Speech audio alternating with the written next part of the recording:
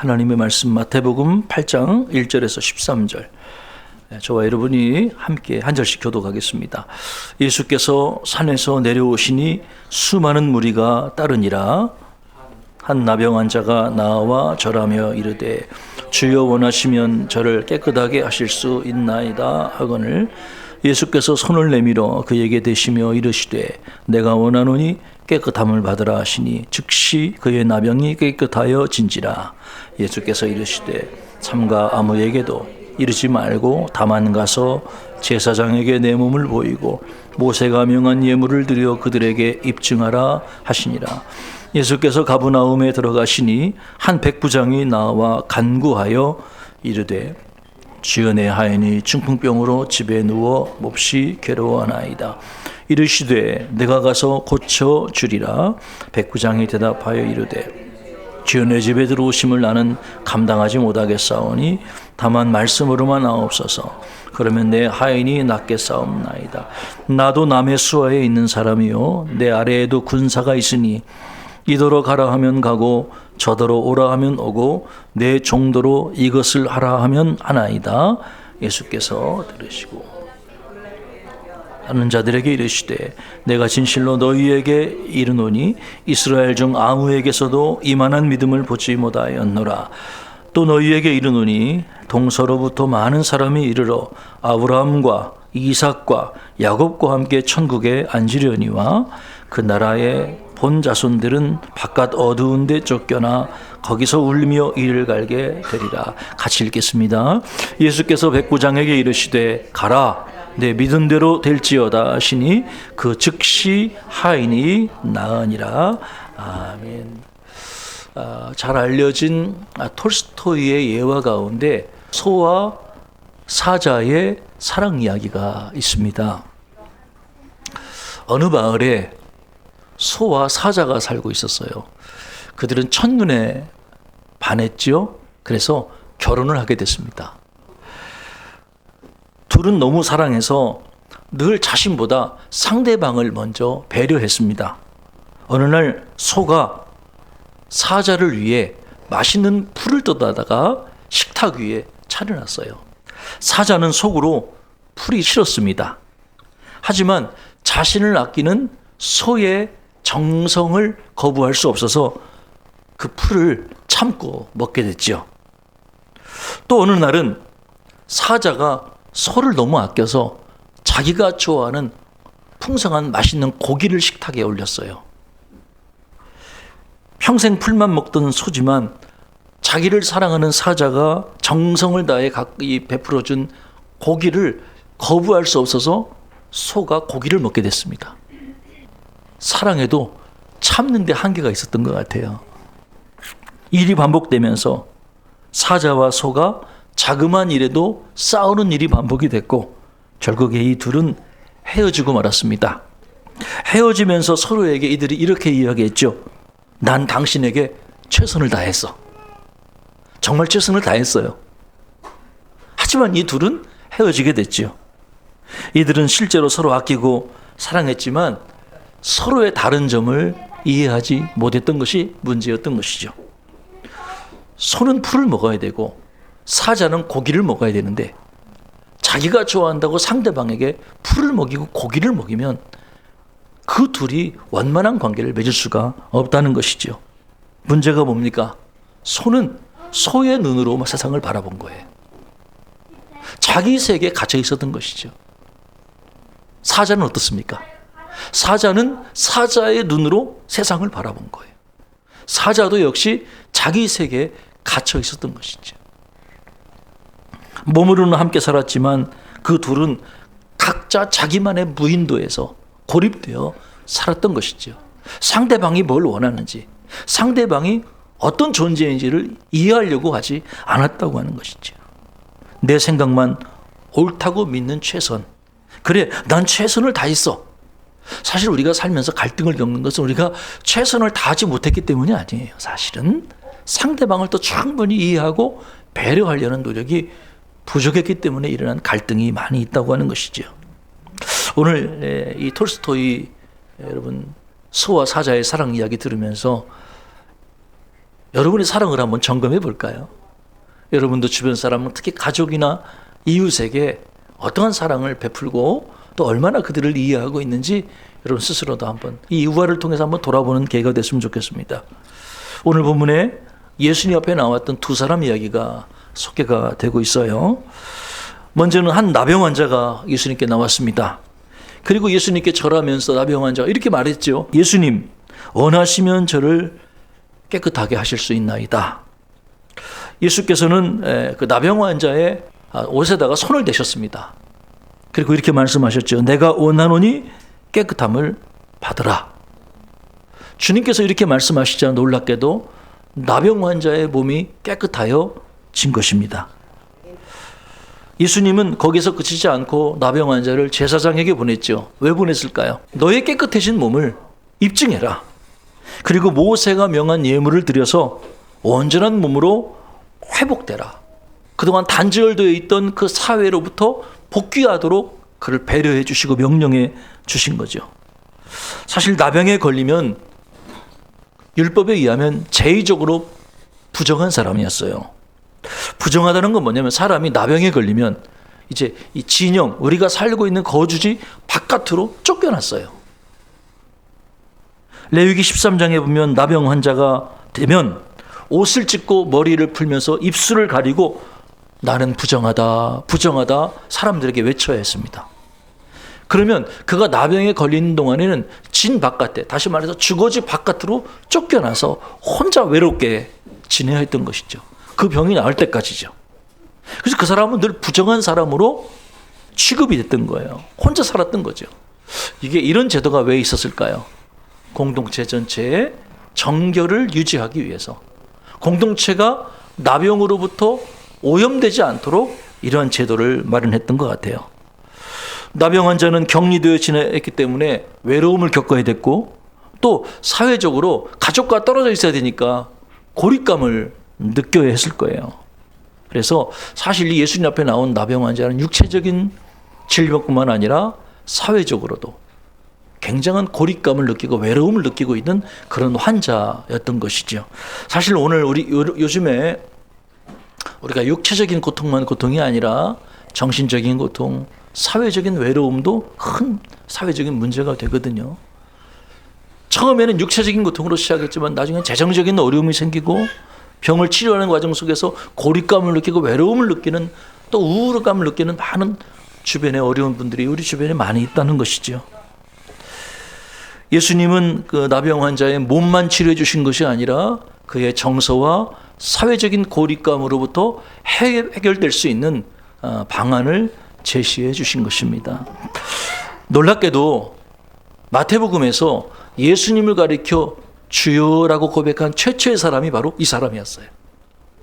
예수님을 주님으로 고백한 최초의 사람은 외로움을 느끼고 육체의 병이 걸려서 고립감을 느끼던 나병 환자가 예수님을 최초로 주님이라고 고백했다고 하는 것이죠. 참 놀라운 이야기죠. 그 다음 두 번째로 예수님을 주님으로 고백한 사람은 그 다음에 나오는 백부장이었다고 하는 것이죠. 예수께서 가버나움에 들어가셨을 때 한 백부장이 예수님 앞에 나왔습니다. 여러분, 백부장이 누굽니까? 백부장은 밑에 100명의 부하를 거느린 로마의 장교였습니다.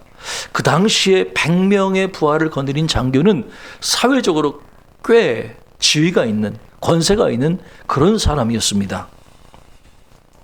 그는 예수님 앞에 다음과 같이 간구했죠. 주여, 내 하인이 중풍병으로 집에 누워 몹시 괴로워하나이다. 백부장은 지금 자기 문제 때문에 주님 앞에 나온 게 아니라 자기가 사랑하던 하인의 문제를 가지고 하인의 질병의 치유를 위해 예수님 앞에 나오게 된 것입니다. 생각해 보세요. 당시 백부장의 하인이 누구였을까요? 어떤 사람이었을까요?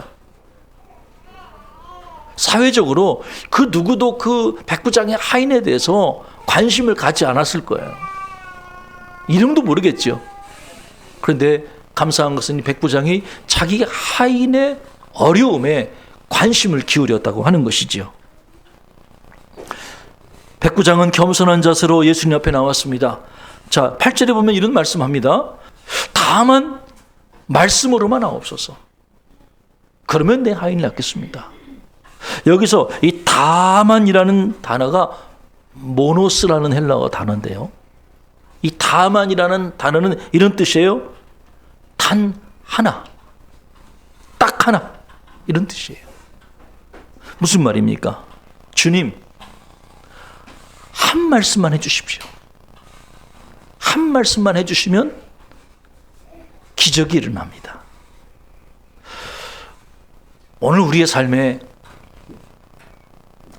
길이 보이지 않고 빛이 보이지 않을 때 우리가 기도할 때 그런 기도를 하면 좋겠어요. 주님, 저에게 딱 한 말씀만 해주세요. 그 한 말씀이면 제 인생을 걸겠습니다. 마치 베드로에게 주님께서 깊은 곳에 가서 그물을 내려 고기를 잡으라고 말씀하셨던 것처럼 오늘 우리에게도 주님이 주시는 딱 그 한마디의 말씀이 오늘 저와 여러분에게 필요한 줄로 믿습니다. 사실 우리에게는 많은 말씀이 필요한 게 아니라 주님의 입으로부터 나오는 나에게 주신 그 레마의 말씀.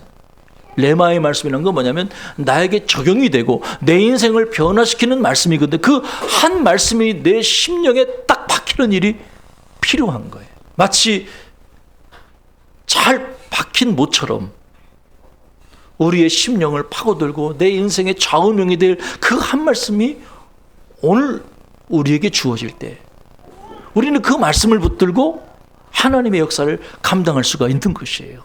다만 말씀으로만 하옵소서 한 말씀이면 충분합니다. 이 믿음이 누구의 믿음이냐? 백부장의 믿음이었다고 하는 거예요. 오늘 저와 여러분의 모습은 어떻습니까? 주님의 입에서 나오는 단 하나의 말씀, 그 말씀을 갈구하고 있나요? 아니면 우리가 그 말씀 외에도 내가 의지할 것이 너무 많습니다. 굳이 주님이 말씀하지 않아도 나는 능히 모든 것을 할 수 있습니다라고 내 힘과 내 능력으로 살아가고 있지 않느냐는 거예요. 하나님의 입으로부터 나오는 그 한 말씀을 저와 여러분이 사모하며 나갈 때 치유와 기적의 역사가 일어날 줄로 믿습니다. 그러기 위해서 우리는 내 생각과 나의 자존심을 내려놔야 한다는 거예요. 무거운 짐을 내려놔야 한다는 것이죠. 오직 주님이 주시는 단 하나의 말씀을 사모해야 한다고 하는 거예요. 나병 환자와 백부장 이야기를 해드렸는데 이 둘이 공통점이 있어요. 둘 다 당시 주류사회였던 유대인들에게 멸시받고 소외받던 사람들이었다는 특징이에요. 나병 환자는 부정한 사람으로 인정돼서 공동체에서 추방을 당해서 혼자 외롭게 지내야 했던 그런 사람이었죠. 예수님 앞에 나오는데 굉장히 두려워했을 거예요. 왜? 나병 환자가 예수님께 나오다가 걸리면 돌에 맞아 죽거든요. 그 사회적으로 멸시를 당하던 외로운 사람이 바로 나병 환자였어요. 백부장은 어떻습니까? 백부장은 비록 로마의 장교로서 100명을 거느리고 있던 권세 있는 사람이었지만 당시 식민지민들이었던 이 유대인들에게 아마 미움을 받던, 세상적으로는 권세가 있지만 그 당시 사람들에게 어울려 지내기가 매우 곤란한 그러한 사람이었을 거예요. 예수님은 이 사건을 통해서 이런 말씀하시죠. 내가 너와 함께하여 내 자손을 동쪽에서부터 오게 하며 서쪽에서부터 너를 모을 것이라는 그 이사야 선지자의 예언을 성취하셨다고 하는 거예요. 뿐만 아니라 예수님이 이 사건을 통해서 그 나라의 자손들인 유대인들은 바깥 어두운 데 쫓겨나 거기서 울며 이를 갈게 되리라 말씀해 주신 거예요. 역전이 되는 거예요. 유대인들은 쫓겨나고 세상 사람들에게 소외당하고 멸시당하던 이방인들은 하나님 나라의 본자손이 돼서 아브라함과 이삭과 야곱과 함께 축복을 누리게 되는 이런 그 역전, 영적인 역전의 현상이 이 일을 통해서 일어나게 될 것을 주님께서 말씀해 주신 거죠. 예수님께서 백부장의 믿음을 칭찬해 주신 것은 단지 한 개인의 믿음을 축복해 주신 것이 아니라 이방인들에게도 하나님의 나라가 열리게 될 것이라는 종말론적인 비전을 제시해 준 거라는 것을 우리가 기억할 필요가 있는 것이죠. 저는 오늘 말씀 보면서 사랑에도 기술이 필요하다 하는 걸 깨닫게 됩니다. 여러분, 사랑에도 기술이 필요해요. 오늘 설교 제목처럼 같은 사랑이지만 다른 방식이 필요한 거예요. 예수님이 나병 환자와 백부장을 고치시는 사건을 가만히 유심히 한번 들어보세요. 똑같지 않았어요. 어떻게 달랐지요? 나병 환자에게는 손으로 만지셨어요. 그러나 백부장의 하인을 고치실 때는 그저 말씀만 하셨어요. 똑같지 않아요. 주님이 일하시는 방식이 똑같지 않다는 거예요. 누구에게는 손을 대시고 누구에게는 손대지 않고 말씀만으로도 족하고. 오늘 하나님이 우리에게 일하시는 방식은 똑같지 않아요. 누구에게는 이런 방식, 누구에게는 저런 방식. 하지만 사랑의 원리는 같다고 하는 것이죠. 예수님께서 손을 내밀어 나병 환자의 몸을 대시면서 깨끗함을 받으라 말씀하셨어요. 예수님이 나병 환자에게만 손을 대셨던 게 아니지요. 열병을 앓던 베드로의 장모를 고쳐주실 때도 베드로의 장모의 몸에 손을 대셨어요. 그러자 그 열병이 떠나가게 됐어요. 예수님은 회당장 야이로의 딸이 죽은 것을 아셨어요. 이 죽은 죽음에 예수님은 손을 대셨어요. 그러자 죽었던 야이로의 딸이 다시 살아나게 됐어요. 12의 혈루증 앓던 여인이 있었습니다. 12의 혈루증 앓던 여인이 몰래 주님 뒤에 가서 옷자락에 손을 대자 치유를 경험하게 됐어요. 그때도 주님은 그것을 알면서도 그 여인이 자신의 옷자락에 손을 대는 것을 막지 않으셨어요. 접촉이 일어났던 거죠. 손을 대시고 옷자락에 손이 접촉되는 그것을 주님이 허용하셨다고 하는 거예요. 자, 공통점이 있어요. 누구에게 손을 대셨죠? 나병 환자에게 손을 대시고, 열병을 앓던 베드로 장모에게 손을 대시고, 죽은 시체에게 손을 대시고, 혈루증 앓던 여인에게 손을 대셨어요. 이 네 가지 경우의 공통점이 뭐지요? 다 부정한 자들이었다는 거예요. 혈루증 앓던 여인도 부정한 자였고, 죽은 시체도 율법 조항에 보면 부정한 거예요. 시체에 손을 대는 순간 나도 부정해지는 거예요. 예수님은 부정한 사람들이 부정하다고 여겼던 당시의 사람들에게 말씀만 하지 않으시고 그들의 몸에 아픈 부위에 손을 얹어 치유해 주셨어요. 왜 그렇게 하셨을까요? 혹시 예수님이 그 율법 조항을 모르셨기 때문에, 거기에 손을 대면 나도 부정해진다는 사실을 모르셨기 때문에 손을 댔다고 생각하십니까? 그렇지 않아요. 예수님은 일부러 자신이 부정해질 것을 알면서도 손해를 감수하면서까지 아픈 부위에 부정한 몸에 손을 대심으로 치료해 주셨어요. 이 일을 통해서 주님이 무엇을 드러내고자 하셨을까요? 예수님이 어떤 분이신가 하는 거예요. 예수님이 어떤 분이십니까? 예수님은 부정함을 이기는 생명의 주가 되세요. 예수님은 정결하셔서 부정한 몸에 손을 대실 때 전염되지 않으시고 오히려 부정함을 거룩함으로 바꿔주시는 분이셔요. 여러분, 부정했던 혈루증이 끊어지는 것은 거룩하게 되었다는 의미예요. 오늘 나병 환자가, 부정하다고 여겨졌던 나병 환자가 예수님의 손에 터치가 있을 때 그 부정했던 나병이 치료가 됐다는 얘기가 뭐냐면 거룩한 존재로 바뀌게 됐다는 거예요. 여러분, 우리 예수님은 어떤 분이시냐면 이 세상의 모든 부정한 것을 정결함으로, 거룩함으로 바꿔주시는 생명의 주여 능력의 주님이신 줄로 믿으시기 바랍니다. 우리의 죄를 정결하게 하실 뿐만 아니라 오늘 우리의 삶에 냄새나고 더럽고 추악한 민낯을 주님은 바꿔주실 수 있는 분이에요. 우리가 주님 앞에 나올 때 부정하고 더러운 모습 그대로 주님 앞에 나아가는 거예요. 그러나 놀라운 사실은 우리 주님께서 부정함이 오염되시는 게 아니라 우리의 부정함을 정결케 하실 수 있는 주님이라고 하는 거예요. 여러분의 죄를 깨끗게 하실 수 있고, 여러분의 연약함을 치료해 주실 수 있고, 여러분의 병을 고쳐주실 수 있고, 여러분의 외로움을 충만함으로 바꿔줄 수 있는 분이 우리 주님이신 줄로 믿으시기 바랍니다. 주님은 일부러 그것을 드러내기 위해서 말씀만 하신 게 아니라 손을 대신 거예요. 손을 대서 그의 부정함을 정결함으로 바꿔주신 거예요. 우리 주님은 이런 분이셔요. 이런 분이셔요. 아무런 일도 일어난 것이 아니라 뭔가 놀라운 일이 일어났다는 것을 그들에게 주님이 보여주신 거예요. 그러나 생명의 주가 되신 예수님은 백부장에게는 어떻게 하셨습니까? 백부장에게 단 하나의 믿음, 단지 말씀으로만 하옵소서. 그 단지가 단 하나라고 그랬잖아요. 백부장에게 단 하나의 믿음이 있다는 것을 주님은 아셨어요. 그래서 주님은 굳이 백부장의 몸에, 그 하인의 몸에 손을 대실 필요가 없었어요.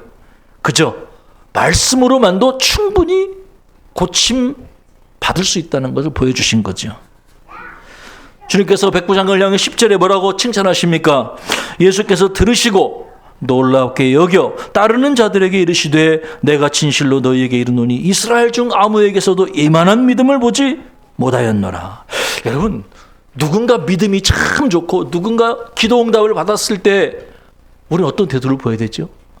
어떤 성도가 할렐루야 하나님이 나의 병을 고쳐주셨습니다 라고 간증하면 모든 사람들이 할렐루야 박수하면 진짜 내일처럼 기뻐해야 되는데 모든 사람이 다 기뻐하는 것은 못 되더라는 거예요. 왜? 속으로 하나님이 지만 사랑하시나? 이렇게 시기하고 약간 비하하려는 경향이 누구에게 있다고 하는 거예요. 여러분, 다른 사람의 믿음을 은근히 시기하고 질투하고 무시하려는 경향이 사람에게는 조금 있는 것 같아요. 그게 어떻게 보면 인간의 타락한 본성이 아닌가 싶어요. 그런데 여러분, 오늘 예수님 어땠습니까? 그러지 않았다고 하는 거예요. 이 백부장의 믿음을 칭찬해 주시고, 야, 이스라엘 중에 이만한 믿음을 내가 보지 못하였노라. 주님의 이방인이었던 백부장의 믿음을 드러내 주시고 높이 인정해 주시고 칭송해 주시고 그를 인정해 주셨다고 하는 거예요. 누군가 기도 응답을 받고 기뻐하며 간증할 때 냉소적으로 비난거리는 것이 아니라 하나님이 행하신 일을 함께 기뻐하며 박수 쳐줄 수 있는 그 믿음, 그 관용 사랑을 주님이 행하셨다고 하는 거예요. 누구를 위해서? 바로 그 사람을 위해서. 우리가 그런 거예요. 누가 참 은혜에 충만했을 때 그 은혜를 깨트리는 것은 말 한마디 잘못하면 은혜가 깨지는 거예요. 사람이 감정 하나 상하는 말 하면 천국과 지옥을 왔다 갔다 하는 거예요. 그래서 우리가 정말 우리가 은혜 가운데 있을 때 우리가 특별히 말 조심해야 되는 게 뭐냐면 누군가 정말 하나님이 주시는 은혜를 나눌 때는 함께 기뻐하고 함께 격려해주고 인정해주는 자세가 필요한 거예요. 할 수만 있으면 사람들 앞에서 그 형제의 믿음을 칭찬해주고 인정해줄 수 있다면 그 공동체는 살아나게 되는 거예요. 할렐루야. 예수님은요, 사랑의 손길이 필요한 자에게는 자신이 부정하게 되는 손해를 감수하면서도 손을 내밀어 그를 치료해 주셨어요. 그래서 부정을 정결로 바꿔주시는 주님이라는 사실을 만천하에 드러내 주셨죠. 반대로 이미 굳건한 믿음으로 서 있던 이방인 백부장과 같은 그런 경우에는 손대지 않으시고 오히려 그의 믿음을 칭찬해 주시고 공개적으로 사람들에게 그의 믿음을 인정해 주심으로 그의 믿음을 드러내 주셨어요. 여러분, 사랑에는 매우 다양한 방식이 존재하는 거예요. 박수원 목사님이 활천지에다가 감사일기를 썼는데 자기네 교인 간증을 했어요. 이분이 이제 세례를 받고 세례 간증을 하셨어요. 그 소망교회 교인이 하늘소망, 우리 교회랑 이름이 좀 비슷하죠? 하늘소망교회 김화숙 성도님 세례 간증 한번 들어보시죠. 저는 교회 나온 지 10번이 채 되지 않은 막전엔 찐빵입니다. 예수님을 만나기 전에는 교회에 다니는 사람들을 많이 싫어했습니다. 비방도 했고 하나님 말씀도 대수롭게 여기지 않았습니다. 그러던 중 몸이 아파서 포천의료원에 입원하게 되었습니다. 그때 연약한 저를 위해 포천의료원 전도사님이 저를 위해 기도해 주셨고 우리 교회 김집사님이 저를 방문해서 많이 위로해 주고 용기를 북돋아 주었습니다. 저는 병원에 있는 동안 커다란 은혜를 받았습니다. 목사님의 설교를 통해 하나님의 사랑을 깨닫게 됐지요. 예수님의 십자가 복음을 듣고 예수님을 영접하게 되었고 하나님의 딸 김화숙이 되었습니다. 감격의 눈물이 흘렀고 무엇인지 모르는 전율이 내 몸에 흘렀습니다. 여러분, 이 김화숙 성도 하늘소망교회 김화숙 성도의 간증을 들으면서 뭘 느끼셔요? 그분 말대로 그분은 막 전엔 찐빵 같아요. 이제 막 김이 모락모락 나는 믿은 지 얼마 안 되는 따끈따끈한 신자죠. 여러분도 그런 시기를 보내고 계셨거나 보내고 있는 분들이 계시잖아요. 이분이 육신의 고난 중에 있을 때 이분이 새롭게 주님을 만나도록 누군가가 사랑의 손길을 내밀고 기도해주고 격려해주고 위로해주었다고 하는 거예요. 그러니까 돌봄이 필요한 거예요. 목회적 돌봄이 필요한 거예요. 누군가에게 찾아가서 격려해주고 기도해주는 거 너무너무 중요한 일입니다. 예수님께서 나병 환자의 환부에 손을 대주시고 사랑하고 헌신하셨듯이 이런 분들에게도 우리가 손해를 감수하면서도 때로는 사랑하고 헌신해주고 이런 일이 우리에게 필요한 것이죠. 그러나 이미 굳건한 믿음 가운데 계신 분이라면 또 다른 사랑의 방식도 필요한 거죠. 여러분이 아시는 지금은 천국에 계신 고 최복순 권사님이 계십니다.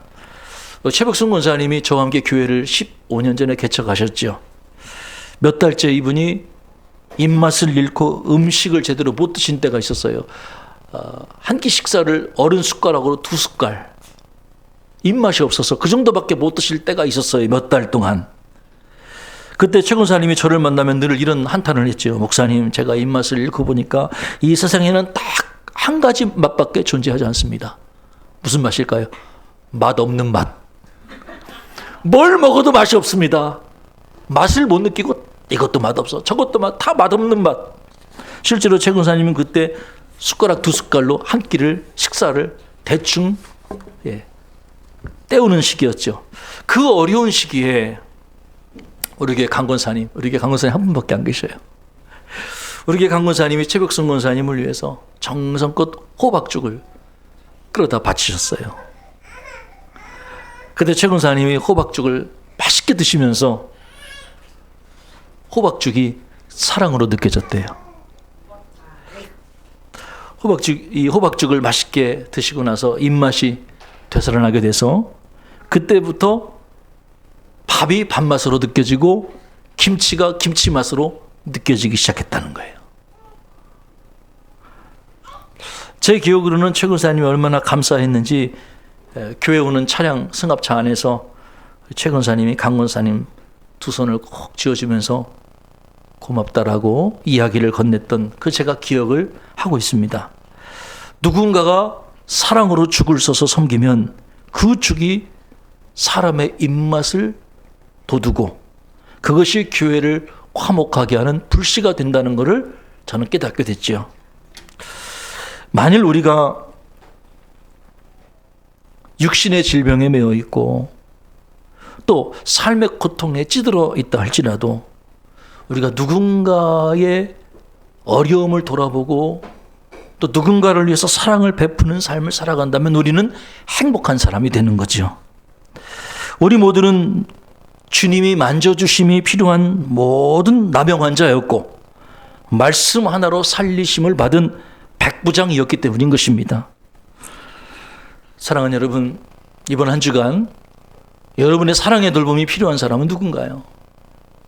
여러분이 손해를 보고 시간이 좀 걸리더라도 손을 내밀어 돌봐야 되고 치유를 위해 기도해야 될 여러분의 주변에 있는 나병 환자와 같은 분은 누굽니까? 혹 여러분이 그의 믿음을 칭찬해주고 그를 존중해주고 공동체 앞에서 사람들 앞에서 드러내줄 만한 백부장과 같은 여러분 주변의 사람들은 누구 있나요? 이 한 주간 사랑에는 매우 다양한 방식이 필요하다는 것을 깨닫고 여러분들이 주님의 사랑을 실천할 수 있는 한 주간이 되어지기를 주의 이름으로 축복합니다. 기도하겠습니다. 하나님, 오늘 예수님의 사랑이 오늘 우리에게 이렇게 임하여서 우리를 구원하고 우리를 치유하시고 우리에게 소망을 주고 우리에게 능력을 주는 것을 고백합니다.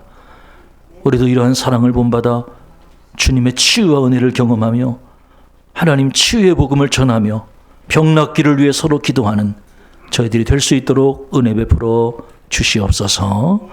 예수 그리스도의 이름으로 간절히 기도하옵나이다. 아멘.